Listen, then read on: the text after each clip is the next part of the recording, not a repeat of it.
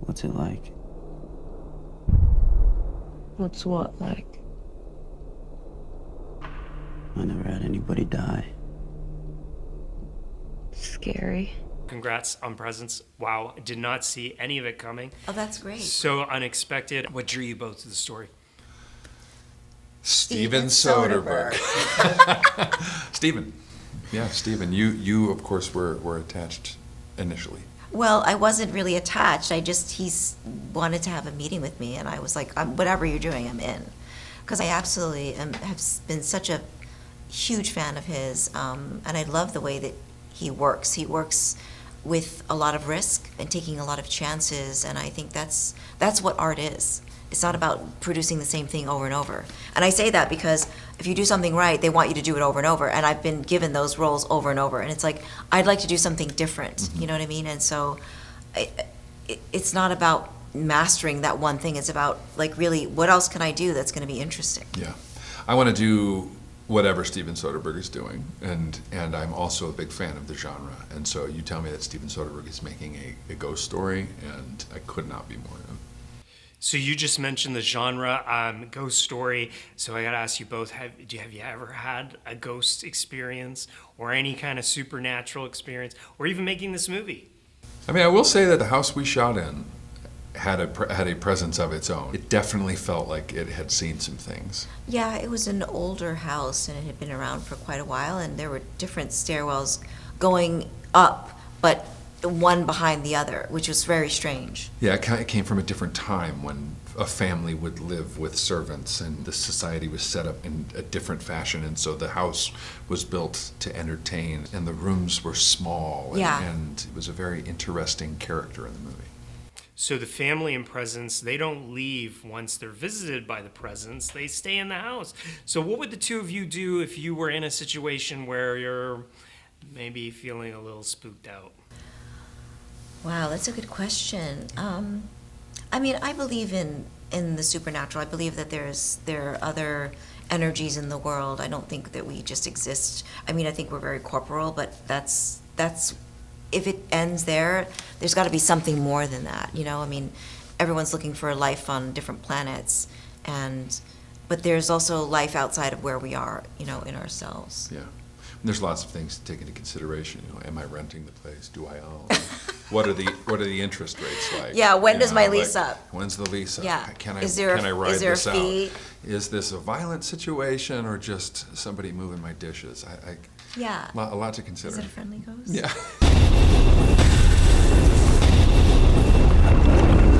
The family and presence, they're in trouble. There's a dynamic there that's alluded to, and there's a lot of layers as well. What did you think of the idea of setting this family drama, but then also putting kind of a ghost story in the background as well? I mean, I think that Steven said it best, where he sort of mentioned that it was based on something that had happened in his own house, that there was a woman that was living there and was murdered by her daughter, and that somebody was staying in the house and saw that woman. And so that, I mean, I already get the chills thinking about it, but that was the idea. And then he sort of wrote 3 pages and then sent it to David, and then David came up with this incredible story. Yeah. Sort of like, what's the idea of somebody who lived there that was murdered, but now there's another family in the house? Yeah. What happens then? Yeah. I think it's interesting that the family is so disconnected from each other, and that disconnection becomes, metaphorically speaking, the ghost in the house. You've been to someone's house where you walk in and you can just feel The tension. the tension between the people who live there, and like how close they are but how far apart they're living from each other. And Steven came up with a way to turn that disconnection into a character in the movie, and it's terrifying to be the disconnection. Also that there was a history, like there was some time that they were good. Yeah. So there's a history to their family dynamic now, but what was it, and how did it get to this place? And that's, I think, the psychological part that's interesting. You know, it's not so much the ghost, it's sort of they're themselves a ghost of who they were. Yeah. Yeah, the fracture between the couple. I could have watched a whole story about just the couple and what happened, and what happened between them in their relationship, and also, you know, all that other stuff that's going on. the other stuff. Presence 2, making up. Part 2. The honeymoon's Sequel. over. What's it been like for you? I mean, the horror genre has been super interesting probably for the last like 15, 20 years. There's so many cool things coming out of that genre. What is it like to be working within that genre itself? To me, the horror of something is the reality of something that's happening. That's what makes it horrific, you know, not the energy or the entity itself, because that's something that is mysterious and kind of really, there's a giant question mark there. What's happening? Why is this happening? Is that person who we think it is, you know?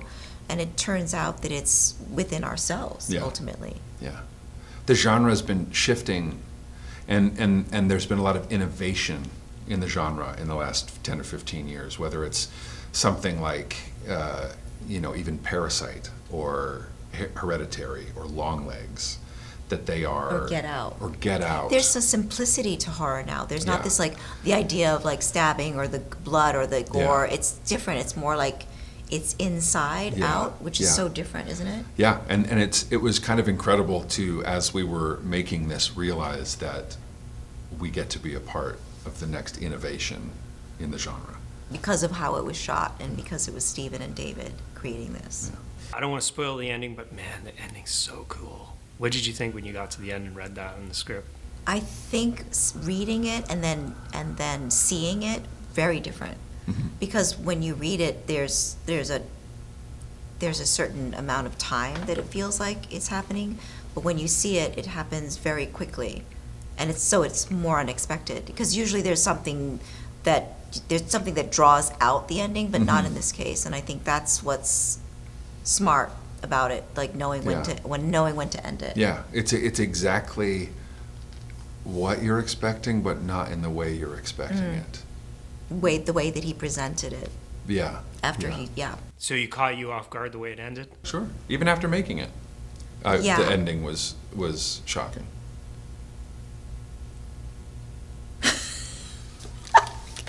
Okay, last question. Favorite Steven Soderbergh movie? Oh, that's a hard one. It's not. That's Magic Mike. impossible.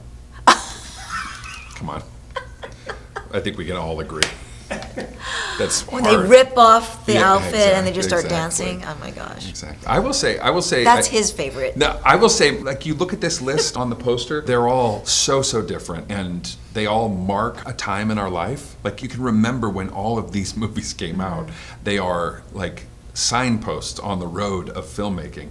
But for me, at the age I was, there was something about Ocean's 11 where you take an independent filmmaking god, for lack of to overdo it a bit, and you put him in the studio system, and he makes a movie with, like, the New York Yankees of casts. Yes. And brings his own kind of oddities and sense of humor and combines everything into this movie that everyone loves. There's not a person who doesn't like Ocean's 11, and it is unlimitedly watchable. And also he creates this feel and this look so that it becomes a classic. You know, so he brings something from history about how they present themselves visually. And I think that's something that Steven's really good at. You know, even though it seems very casually put together, every detail is accounted for. Yeah. And you see that in the essence of all the different movies he's made, and they're all very different. So are you sticking with Magic Mike, or are you changing your... Magic Mike 2. He's, specifically, he just keeps going on and on about Magic Mike. Me? No, it was you. Yeah. You have it. We're going to go see Magic Mike live. Well, I'm going to go see it. It's coming to New York, so